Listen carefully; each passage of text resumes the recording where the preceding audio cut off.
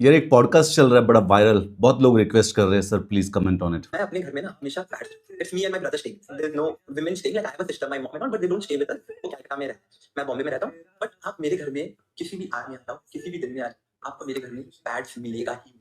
आप मेरे घर में किसी भी टाइम आ जाओ, मैंने बच्चों के अप्रोक्सीमेटली 10 डायपर रखे हुए हैं ताकि बच्चों को मेरे पास कोई बच्चा नहीं है, मेरे घर के बाजू में भी कोई बच्चा नहीं है, बट आप कभी भी आ जाओ, आपके पास भी बच्चा नहीं है उससे मेरे को कोई फर्क नहीं पड़ता, मेरे घर में भाई डायपर रखे हुए बढ़िया सारे से। Okay, I don't know what it is.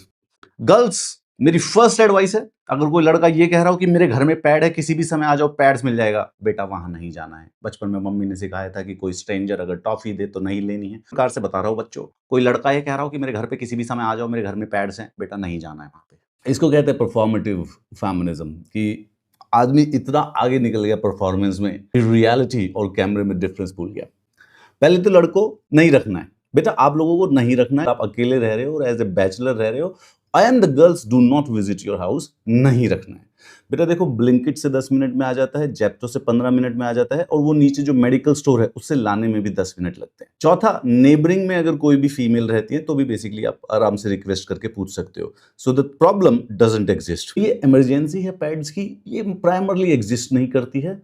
Females have far better solutions than this. दूसरा, सेफ्टी और हाइजीन इशू है। अगर आप पैड्स को घर पे रखोगे तो वो 2 से 3 महीने में उसमें खराब हो जाएगा, वो मोल्ड हो जाएगा, वो टाइम टू टाइम आपको रिन्यू वैसे भी करने होते हैं। तो ये नॉर्मल बिहेवियर नहीं है, इसको किंक की तरह देखा जा सकता है समाज में। Never create a solution of a problem which doesn't exist. जो प्रॉब्लम एग्जिस्ट ना करती हो उसका सॉल्यूशन ना क्रिएट करे। यू सॉल्व द प्रॉब्लम्स, उन प्रॉब्लम्स का सॉल्यूशन दो जो प्रॉब्लम्स हों।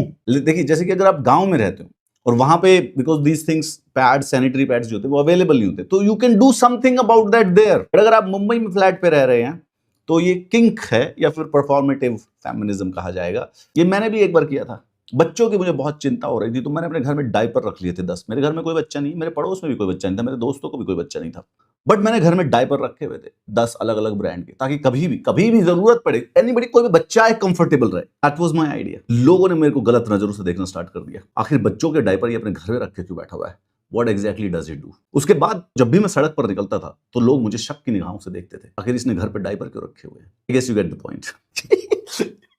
मेरे घर में पैड है, सैनिटरी पैड रखे हुए हैं मैंने। कोई भी आए, मेरी मम्मी मेरी बहन और मेरे साथ नहीं रहते, वो कलकत्ता रहते, मैं मुंबई रहता हूँ, मैं अपने भाई के साथ अकेले, हम 2 लड़के लपाटे रहने लग रहे हैं, लेकिन हमने घर में पैड रखे हुए हैं। I am pretty sure about it, this is about a kink.